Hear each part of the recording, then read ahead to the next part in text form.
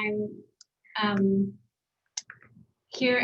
It's Samantha Dion Baker, and I'm in Brooklyn, New York. And I'm very happy to be teaching you a little bit about how I use handwriting in my work. I have been playing with handwriting since as long as I could write. I used to doodle with my handwriting in class to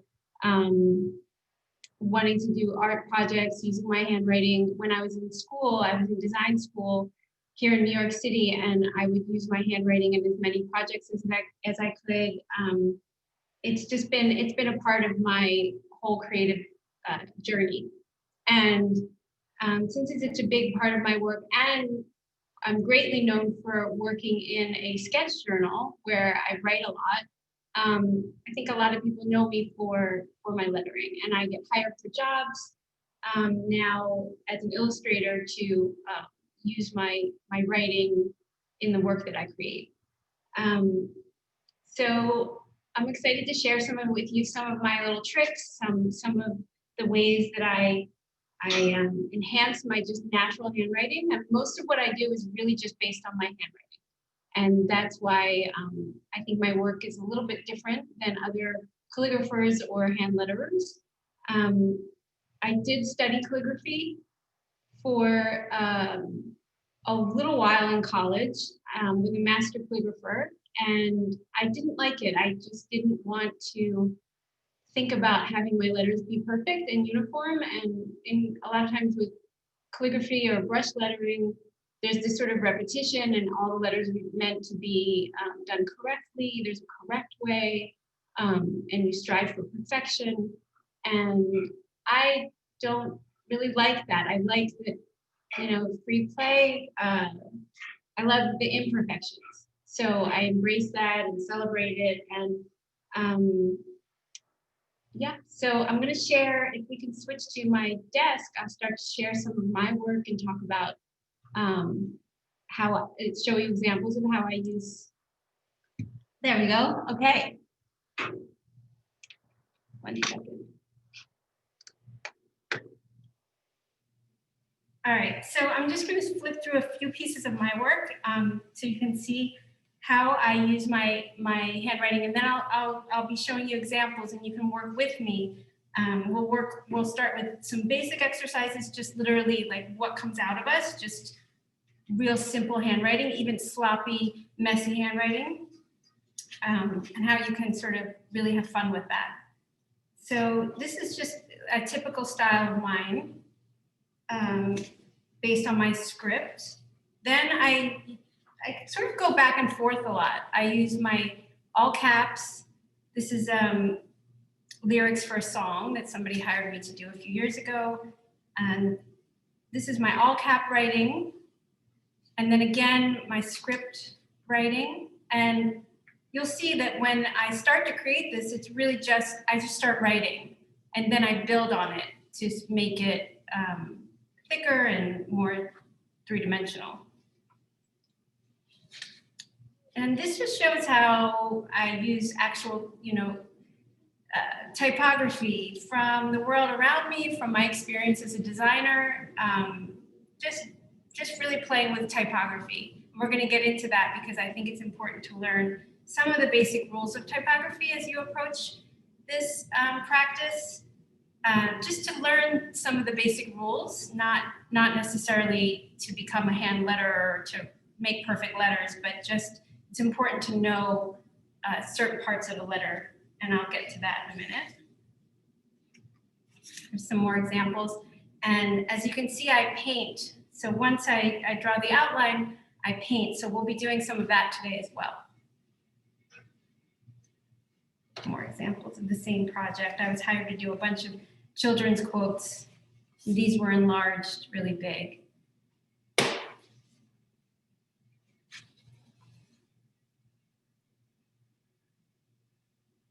This is a good quote for today. There are no mistakes, actually, so.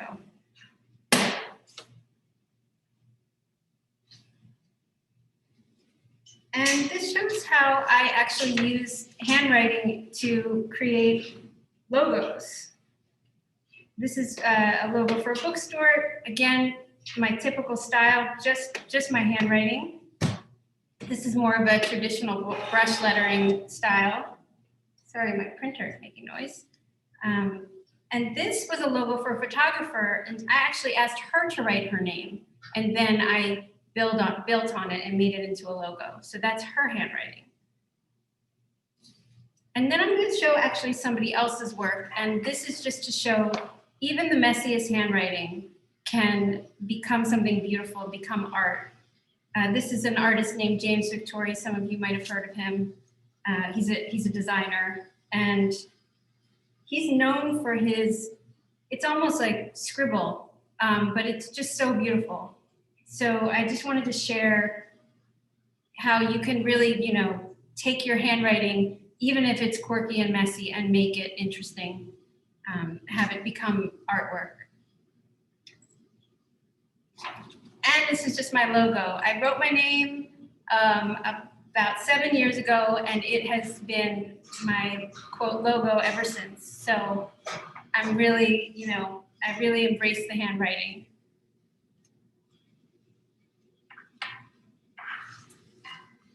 Okay, so I printed this out just to show everyone just the basics of, it's important just to understand even to the difference between a serif and a sans serif as you're drawing letters. Some people don't even know what that means. And I just think, even if we're talking about our handwriting, some of the nuances of typography will come into play as you're trying to fit letters together. The lowercase o or x is called the x height, and anything that falls below that is an ascender, sorry, a descender, descends, and then anything above it is an ascender. And as you're writing, you know, a Y might get in the way of something below. So this leads me to, if you're going to draw your letters, start with a pencil. I sketch everything so I can then build and play and then either paint on top of it or outline it in ink. And I usually use a soft pencil. We're using all Derwent supplies today because they are sponsoring this whole event with Michaels. And this is a 4B pencil. I like to work with soft pencils, but that's a personal choice. So just letting you know what I'm using, because I know a lot of people like to know what I'm using. So like I said, as you're trying to plan things, if a Y might get in the way of what's happening below, it's really useful to have a pencil so then you can work that out. You can move things around a little bit or erase or, you know, shorten the Y as it's coming down, et cetera, and I'll just share a little bit about how that works. So I didn't think of a quote. What should I say? Last class I did, I wrote "Love is all you need." So I think I'll just start with that because I think it's a nice quote for today. So if you're writing love,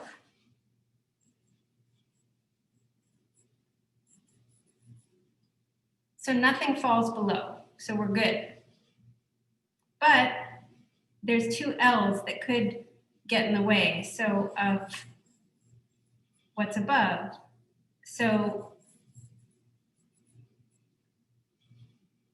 and then where am I going to fit need? So it's all sort of a fitting game of sort of where things fit. If you have a pencil, you can play around with that.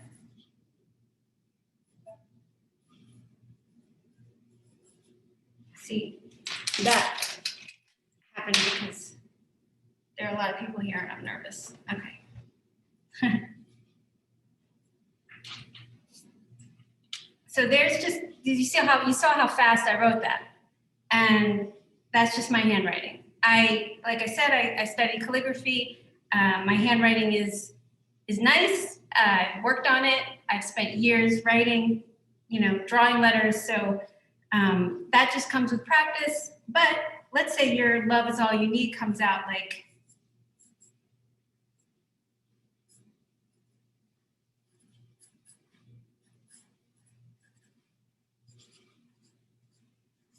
let's say it comes out like that, right? what can we do to sort of make these letters interesting? Well, in calligraphy, anything that's on the downstroke is thicker, right? So you can simulate that, and you can just pretend that that is happening. You're using a pen, and anything, so as you know, as you came up to write the L, you come down to do the downstroke, and you just make that a little bit thicker. Same with the O. This, come down on the left, up, down to do the left side of the V, up, down. It's really everything on the left side is getting thicker.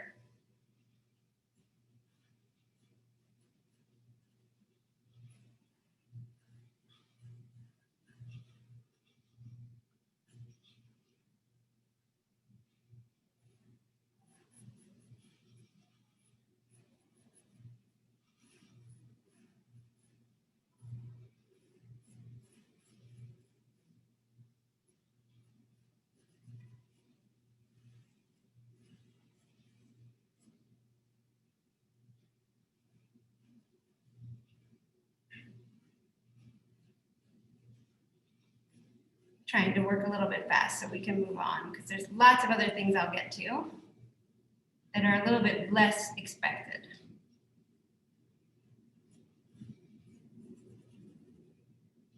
So there's how that looks, and it suddenly becomes more special. Same thing with this, but let's say you don't have the greatest handwriting. It doesn't look sort of like as pretty as that. You're not really sure. Let's say you think of a magnet at the bottom. So everything that's at the bottom of the letter is being sort of pulled down, right? So it's the same kind of principle about making certain sides of the letters or edges a little bit heavier and thicker. But look what happens if we do everything at the bottom. And this is not as nice handwriting, but look how cool it will become if everything that's touching the bottom gets a little bit thicker.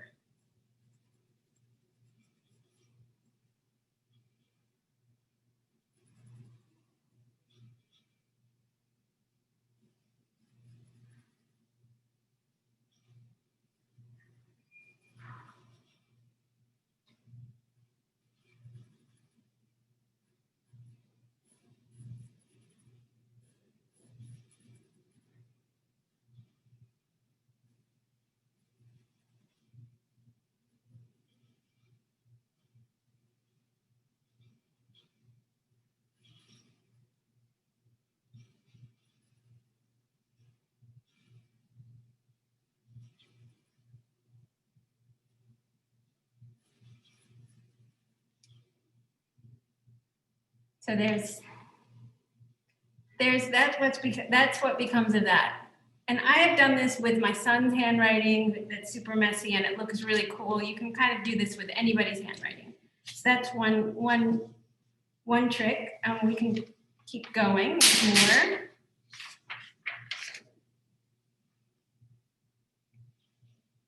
I'll just keep going with that quote, why not?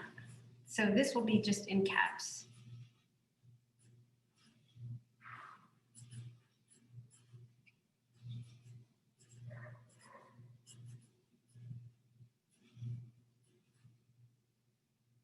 So now think of it, all the letters as sort of hanging from a clothesline. So you're going to do the same thing that we did before, but everything that's at the top is going to be thicker.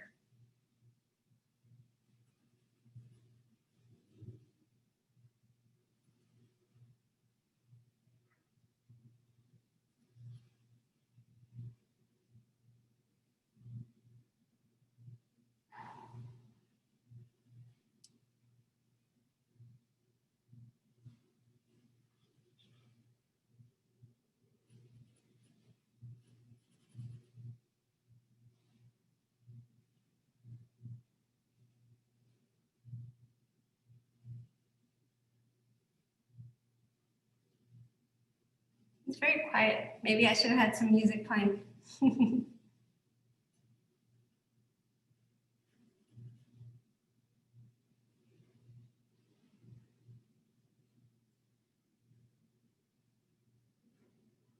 So that's how that looks. And you can exaggerate this.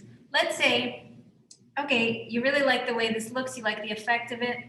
Well, then we're going to get into how things sort of happen and be sort of thicker, more of like a bubble letter, so to speak, something that you can actually color in and paint and play with, maybe even make a shadow next to. So I'm just going to freeform do this. There are tricks. Again, I've been doing this for a while, so you can make rule lines so that you know where the top and bottom of each of your letters are going to be. There are different ways, and again, it just takes practice. And I'm all about imperfections. You know, just going with it. Nothing has to be perfect. So let's say I'm going to exaggerate this whole idea of the top being thicker.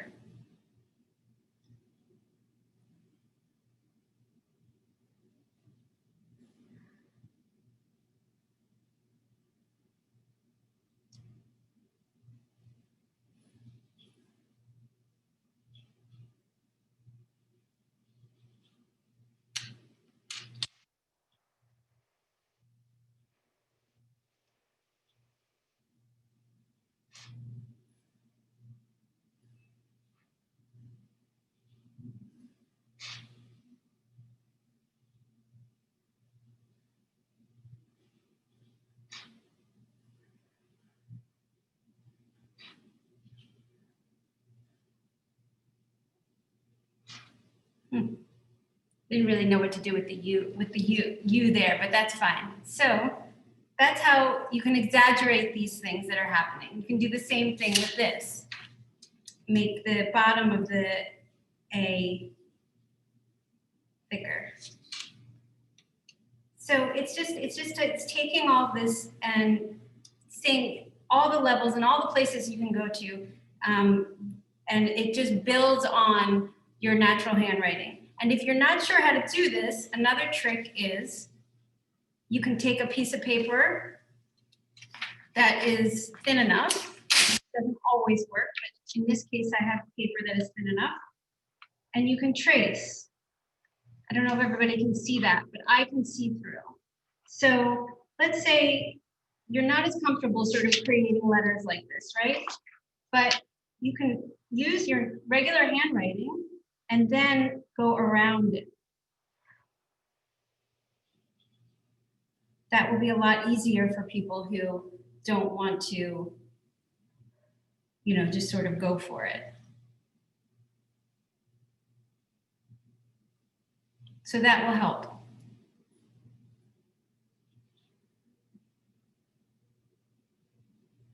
Et cetera, et cetera.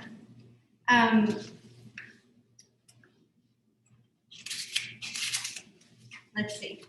Another trick with regular handwriting, I'm going to write again.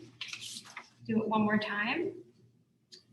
Because there's really so much you can do. Let's see. Well, I'm going to write it one more time.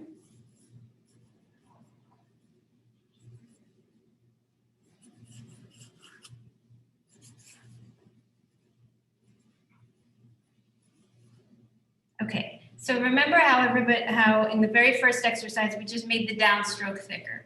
So this time, anything to the left, we're just going to add 3 strokes. And it's just random. I just came up with that. You can actually fill, I'll keep going with this, but I'll just show you what I mean. So 1, 2, 3. 1, 2, 3.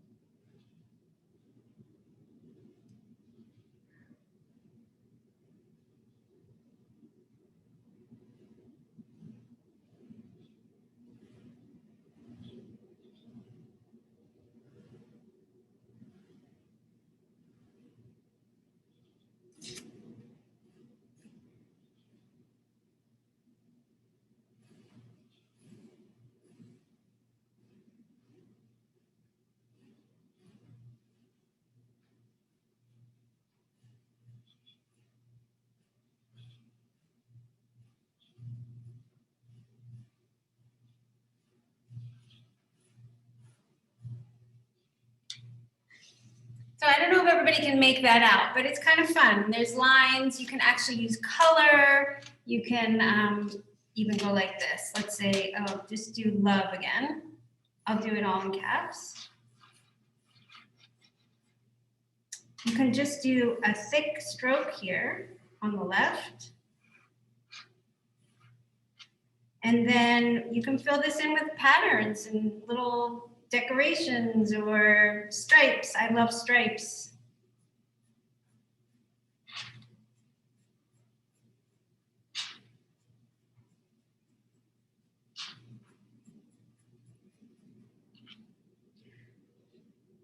This might be something that you see in other lettering classes. I don't know. I do my own thing, so I think it's fun. And you know, this is something that you can just doodle and play with all the time. You can, I would imagine a Michael's crowd might be really into their bullet journal or something, or like a bullet journal or a calendar. You can do all sorts of things just to embellish anything really, and definitely address envelopes.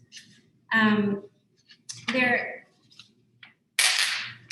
wanted to show you and illustrate a little bit more of what I mean about. I'm gonna open my book because I have a lot of examples in here. So I'll just take a little break and show you and talk through some of the. This is my book, Draw Your Day. If anybody doesn't know. Okay, so as you can see, this is just my regular handwriting. I use this all the time, and it's just, as you saw, I just sort of just thicken some of the strokes with a pen. That's it.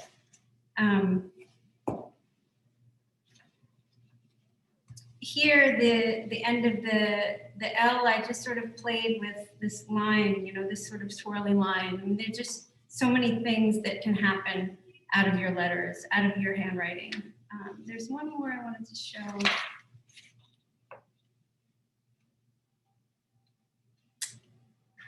I will get there in a second. Where are you? Here. So this is a good example of how it's really important to have that pencil and to sketch first, because all of this had to fit into each other. And when I was talking about the ascenders and the descenders, do you see how everything like if my Y came down, it would have hit the T. So all of this sort of has to be thought out, and that this is just my handwriting, but because it fits together and has this sort of puzzle-like quality, it looks great, it looks cool. People are like, oh, how did she do that? But really it's just, I sketched it, I wrote it in a pencil, and I just, you know, then figured out sort of how things fit. This was a design choice to make I Cannot Paint smaller, and you know, that's just to emphasize words. And this is also really playing with all the things that we talked about, where the bottoms and the tops of the letters are thickened, so that gives it a unique quality. And soon I'm going to show you how the paint and the pencils work.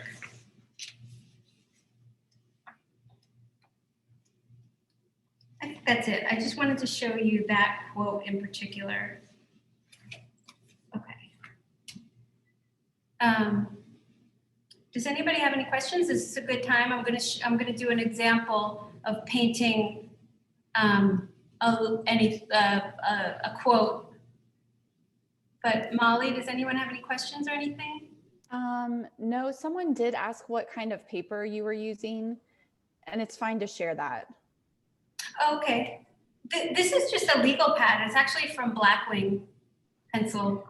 It's just a legal pad. Their paper is great though, because I can run. Usually when I teach, I use this paper, and as you saw, it's translucent, so I can layer and trace a little bit. Yeah, that's what I'm using now. But when you're using the Derwent paints, I'm going to talk about this a little bit because I love them. They're my favorite, as Molly and Anna know. I thought these were just watercolors when they sent them to me. And I was like, well, I have a lot of watercolors, but these are not. These are not. They're ink. They're their Inktense pigments in a paint, like in a paint form or a solid form.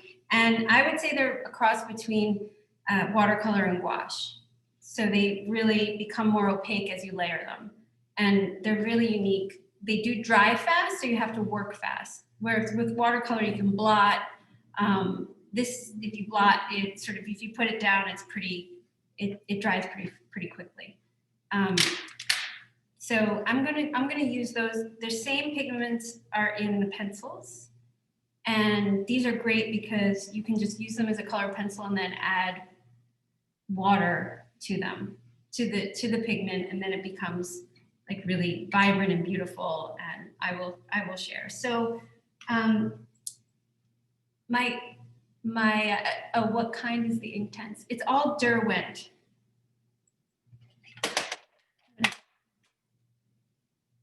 Sorry, there's a reflection of my light. This is the brand.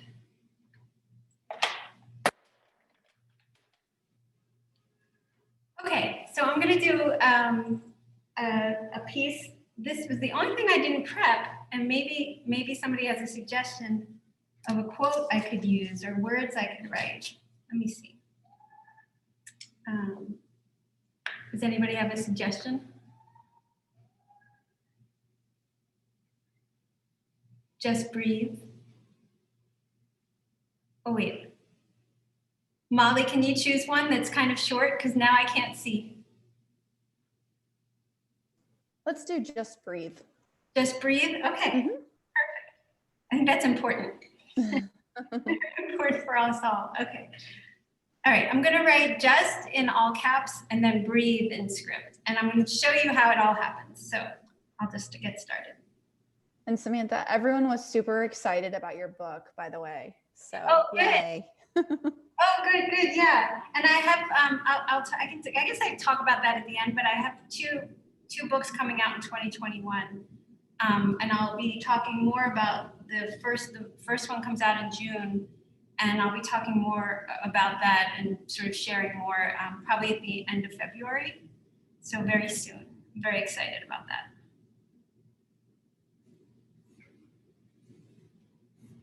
Okay, rudimentary, just like not fancy. I'm just showing you. Anybody can start from this place, and then we'll talk about, or I'll show you how it builds from there.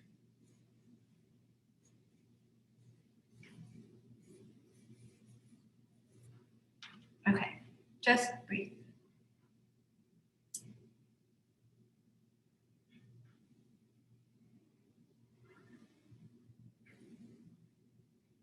Did you see how I just went around that? That's all I did.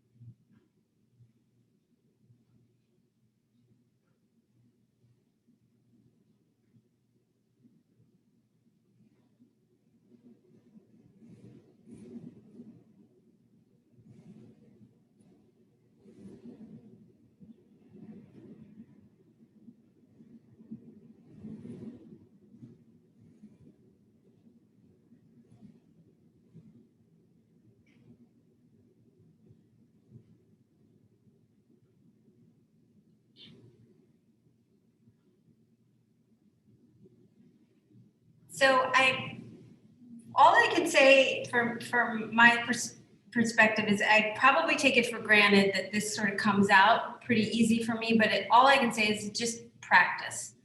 It's just really just me just playing with my handwriting. You're going to have your own handwriting. Your handwriting is going to come out differently, and you're going to have your own little, nuances to it that make it yours.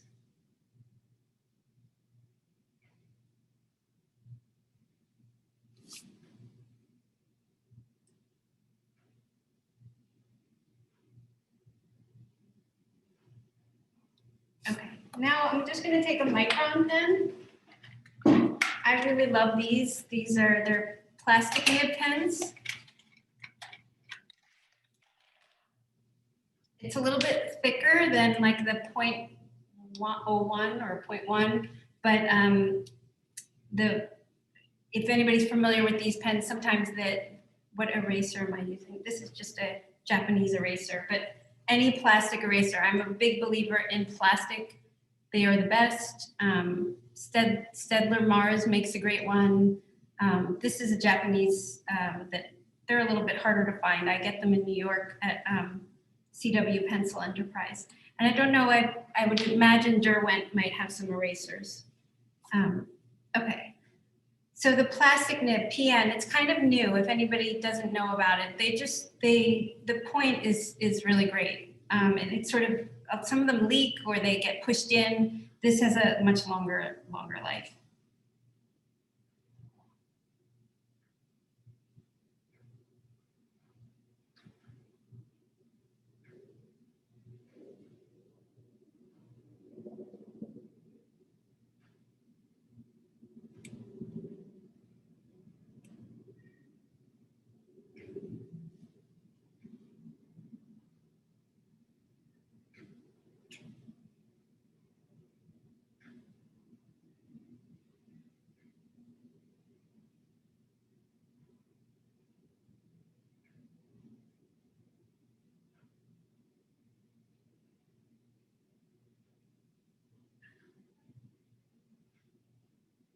And as I mentioned, your handwriting is going to have your own personal flair, and that's really important. You know, our handwriting is really very, it's like an extension of us.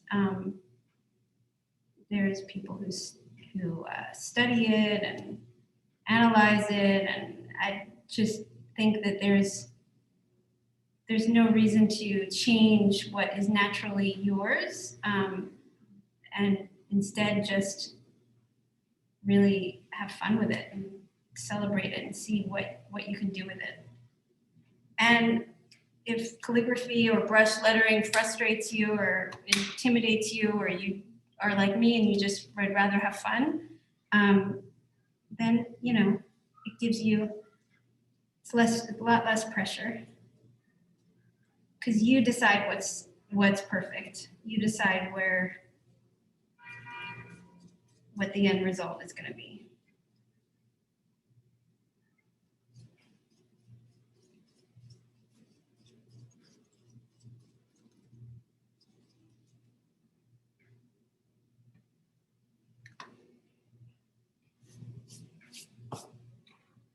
Okay, so there's our start, and then I really just usually I go right into paint, but this time I'm going to show you how these pencils work and how you can blend them together and how washes when you add water, what happens.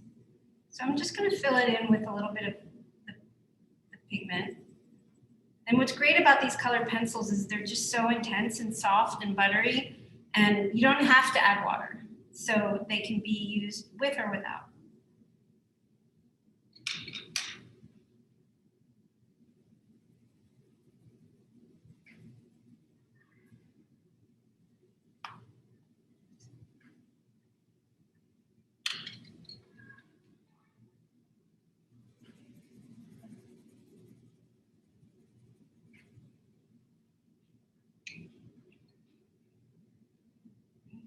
I'll do all just pretty much the same.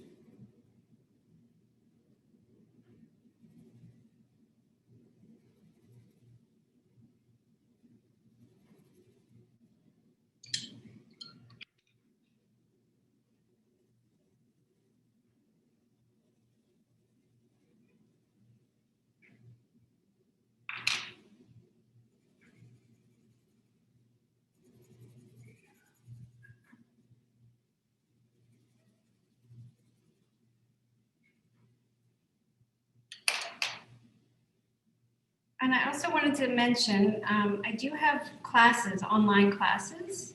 I have a few on Skillshare, and then one on a new platform called Nerdaby. Nerdaby is sort of a fun word for a design nerd.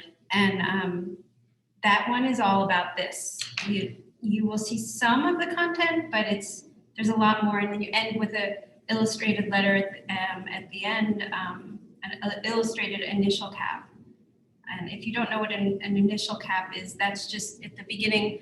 A lot of times you'll see them in children's books or, well, really a lot of books, but at the beginning of a chapter, that letter that's big, the first letter of the first word, that's called an initial cap. And a lot of times they're very, very ornamental and illustrated. And so the class ends with a project with an initial cap. Okay, so I'll just first, since that took a little while, I'm going to add the water. These water brushes I just like for when I'm on the go. And Derwent makes really, really good water brushes. I have tried so many of them, and for a while I just gave up on them, but these are some of the best I've used. So, and I'm not just saying that because, geez.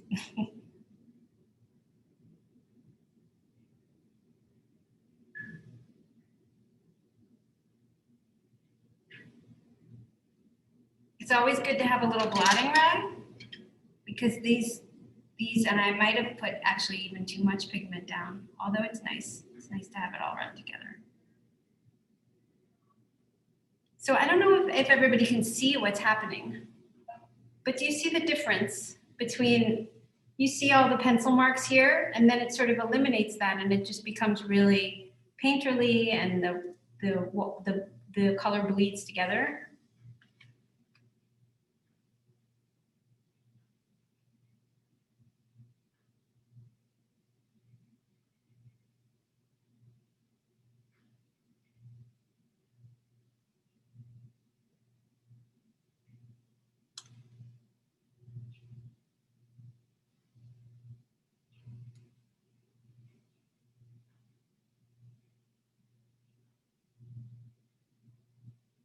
Now, this legal pad is not something I would normally be painting on, but they use very good paper, so it's taking the water just fine, which is really nice.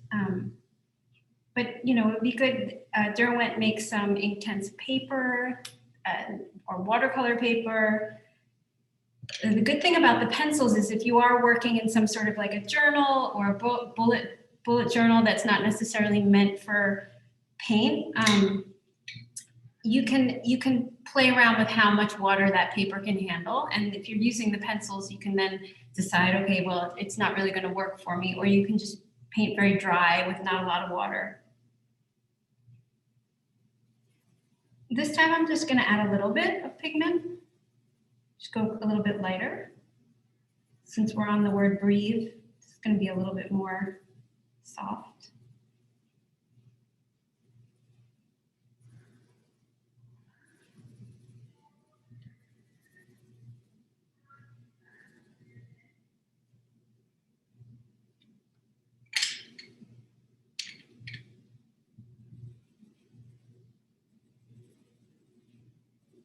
I'm just using a green and a blue.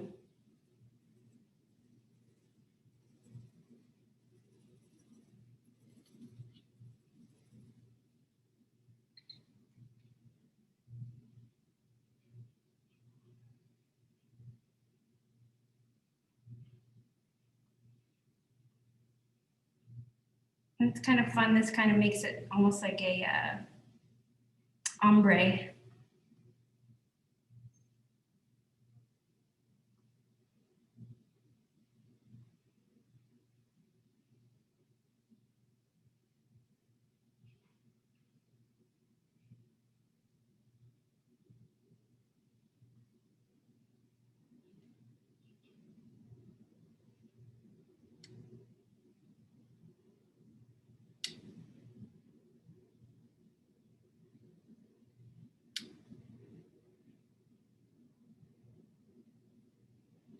Okay, and now I'm just going to show you how I add a shadow to have these really pop.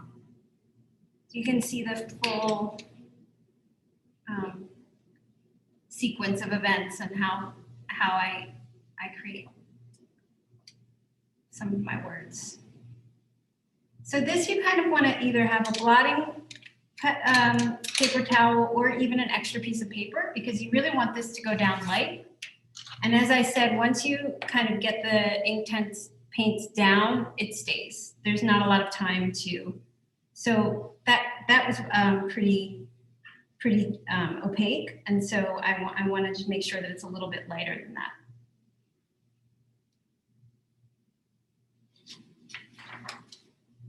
And then I just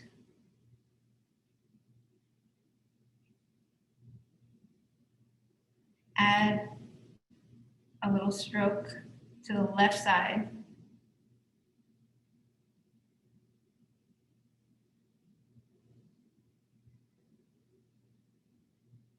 Hey, Samantha, a lot of people are asking if you could use watercolor pencils with this. So do you mind kind of explaining the benefit or difference between the two? Between watercolor between if you use this, a regular watercolor pencil versus like the Inktense, just how they won't bleed, and like once they completely dry, the color stays and you can't re-wet. right. Well, do you want to explain that? I mean, I feel like So that's I have the most, I'm most familiar with. And these, I'm really like, I've used them a handful of times. I'm not the most, as people who follow me or whatever, I mean, I really paint most of the time. So most of the time I'm using these. I really wanted to show people how these work, because they're just, I feel like they're more accessible. It's just less intimidating. The paint, you really have to, like I'm showing here, you have to really figure out how much water to add, and it takes a lot of practice. But with these, so once it's down, and I can jump in here too, Samantha. Yeah. So for anyone that was asking the difference between like a watercolor pencil and the Derwent Inktense, the main difference is with the Inktense, you can still get a lot of control with it, just like you would with a watercolor. But once you wet the Inktense pencil, the color and the intensity that you get once it dries is not going to go away. So watercolor will tend to fade back. And then if you want to work it back over, like with the ombre, like what she's doing in the letters, you couldn't do that without that color getting really muddy with a watercolor pencil. So that's really the difference. Right. Yeah, and that's what I discover, and what I try and describe about the paints. They really, once they're down, they're down. And I love that, because a lot of times with watercolor, things will get muddy, and then or you can't as easily sort of smooth a line or correct a mistake, because they're so translucent. These have a little more opacity, and it's almost like painting with a little more control with a marker. Is that a fair thing to say? Yeah, I think that's fair to say.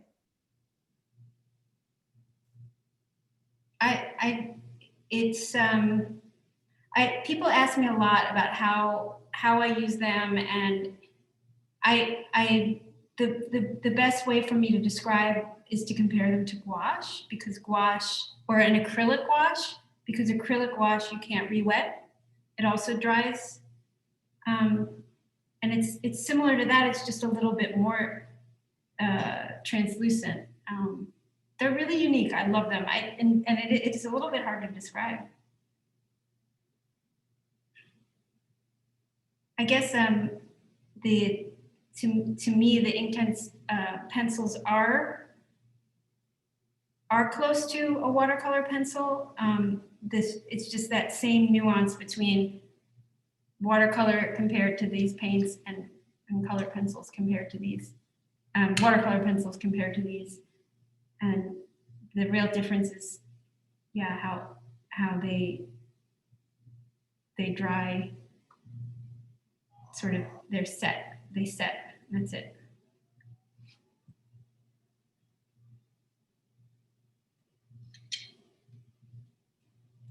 So that's how that, that's how that happened. It really, as you can see, it started with just my writing. And so I've just sort of learned a technique that sort of builds on it, and then all of a sudden it becomes, it almost looks like hand letter. I mean, I guess it's hand lettering. It's however you want to describe it. But I always say that all of my lettering, all of my, anything that I do, and unless I'm really copying typography that I see out in the world, drawing letters inspired by things that I see or a sign, everything other than that is really based on and comes from my natural handwriting. So I can keep going. Does anybody want to do any more exercises with just plain handwriting? Do we have any more questions? A couple people were asking how you got the pencils so sharp, or if there was a particular sharpener you like. Oh yeah, can I go ahead and be honest about that? Sure, yeah. Because $11, everyone, $11. This is Muji. And not all the Muji stores have it. I think that it's like a little bit of a hidden secret. I learned this from a botanical illustrator via my mother, who is also a botanical illustrator, and they do a lot of work in color pencils. So they're constantly sharpening their pencils. They need a really sharp point. And it is the best sharpener, and it's just Muji. So I don't know, I don't know if we can send a link or whatever, but and it's so cheap. So and the Inktense pencils come, well, all of the Derwent pencils come sharpened, but they have sort of like a blunt, short point. And so I always re-sharpen. I like a long point. See the difference? And it just gives me more control, and it lasts a little bit longer, and I can get the actual point a little bit sharper. So this pencil sharpener is awesome, but you can't get it at Michael's, sorry. And I'm sure Michael's has a great pencil sharpener, but look for a long point. In my mind, it's just always nicer to work with a pencil that has a long point sharpener. Please do more letters. Should I keep going? I can do more. I don't know how much more. You've got 10 minutes left, so if you want to do a couple more letters. Yeah. Everyone's loving this, so. Okay, good. Okay, let me see. Letters. Let's see. Why don't we do a serif? So I was talking about the differences between sans serif and serif, looking at this. A serif is anything that has these little feet, these little things. So like when you're typing, if you select Times New Roman or something, that's a serif typeface. And then sans serif means that there's, and that's not right here. Actually, the copy, that's a sans serif. There's no little like feet. So in case you didn't know that, that's just a good thing to know, just the terminology there. But so why don't I play around with some serif, and I'll again start with my handwriting, and I'll write Just Breathe again. And this, you might want to just do like regular upper lower. So let's see. And I'm just making this up. Sometimes there's a little ball at the end.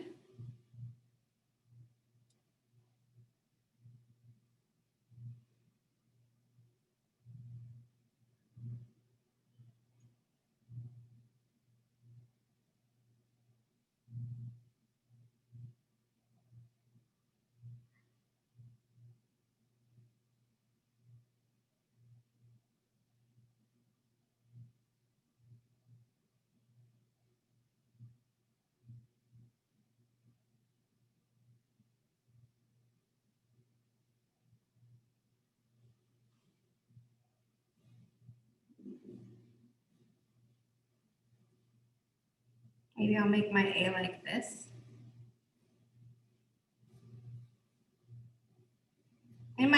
class, I have different exercises about how you can like draw the letters that sort of come in your head. Like, for example, if your name starts with a B, everybody's very familiar with the first letter of their first name. So let's say your name starts with a B. All the different B's that sort of just come out of your head. Think, you know, a script bee, a bubble bee. I mean, I ask people to draw 10 of them. And then you circle the one you like best, and then you write something in that style. So there's a lot of fun exercises. There's so much more I play with and do with typography and lettering, and again, sort of stemming from just what's in our head or what comes out of us through our handwriting. So I think if you like this, you'll really like that class.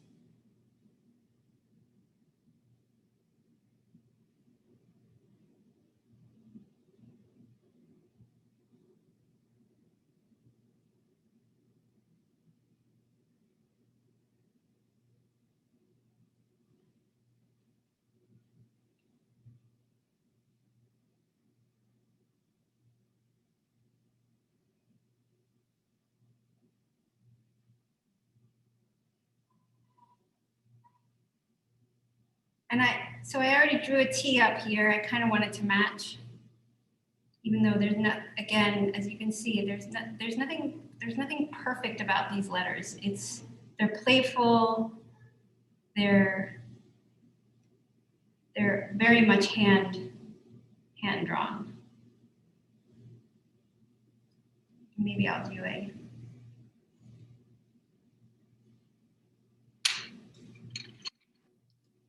And then I just would take my pen and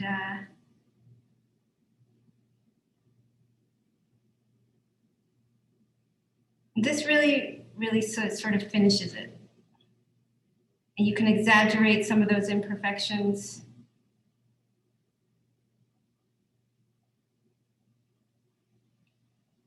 I always like to exaggerate the imperfections, almost so that it doesn't look like you're trying to have it be perfect. Because once you get close to that sort of perfection, then it looks like you made a mistake, or like you're trying to achieve something that you haven't, you know. So it's really good to sort of push and pull those imperfections so that it really looks intentional. If that makes sense.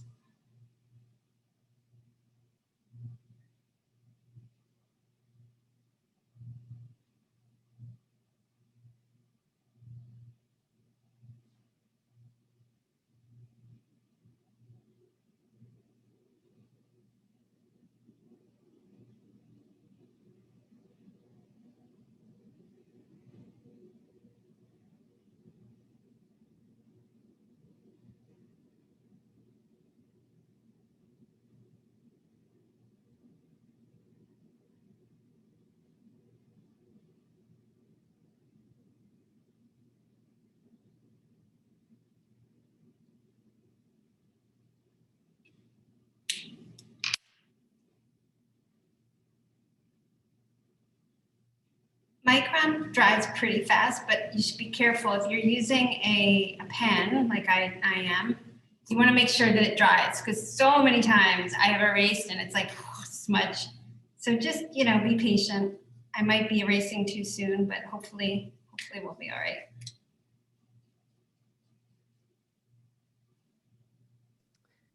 Hey, Samantha, someone asked how you draw your day. Like, do you sit down and do it all at one time, or do you do it from memory? Or can you talk just a little bit about that?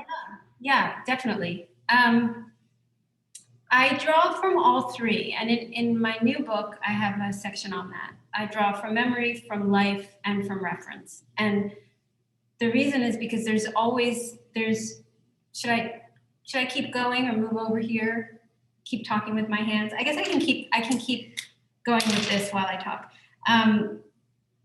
Sometimes you need reference. Let's say something happens, like a fly lands on your lunch, and you didn't, you know, sort of snap a picture, or you don't really know what a fly looks like. You Google it, you look online, you say, okay, what does a fly look like? How can I capture that moment? Then you need reference. Sometimes it'll be memory. I draw little things all the time, like a sandwich, or you know, a shopping bag or, you know, just little cute little spot illustrations, all of my writing, that just comes from my head. And then if I have the time and it's a moment that I want to capture in real time in life or like on the subway or something that I see out in the world and I have that moment, it's always so gratifying to me to just, you know, pull my sketchbook out and sketch.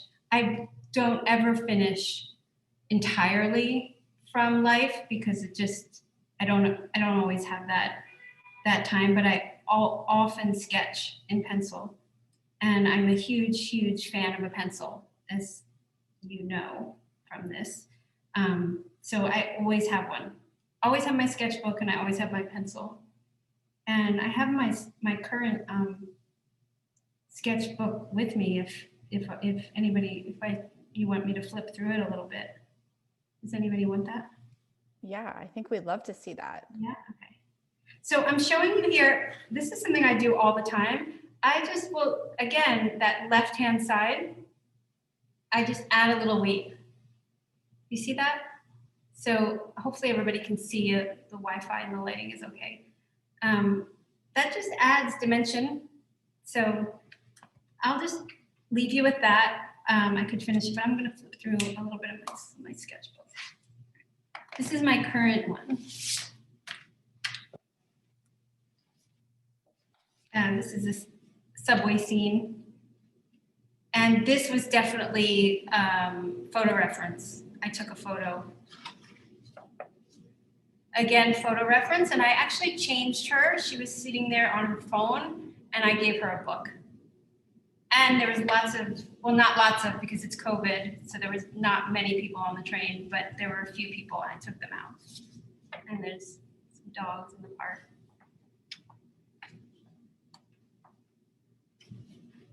So there's always writing. This was Thanksgiving. Those are all the produce that was on our counter. I've been drawing a lot of film stills from our Netflix binging. So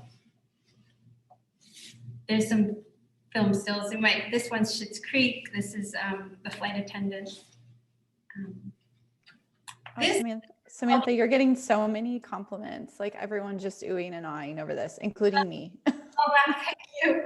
And this is all painted with the Inktense paints. I couldn't get that opaque sort of really beautiful blue with just watercolor. So I'm loving them. And this is, this was all drawn from my head. These little things. These were pretty much, yeah, this was, except for this was from life because of Hanukkah. This was all photo reference. And I change it. I add my own touch to it. And Trish, who's here, I drew your house in my sketchbook. If she's there, I don't know if she's there. This was a weekend that we went to the mountains. We actually were able to get tested and go upstate in New York. We didn't leave the state, but we went upstate with our friends. And it was super cold, so I stayed inside and painted the icicles. And again, you'll see that writing, all that handwriting.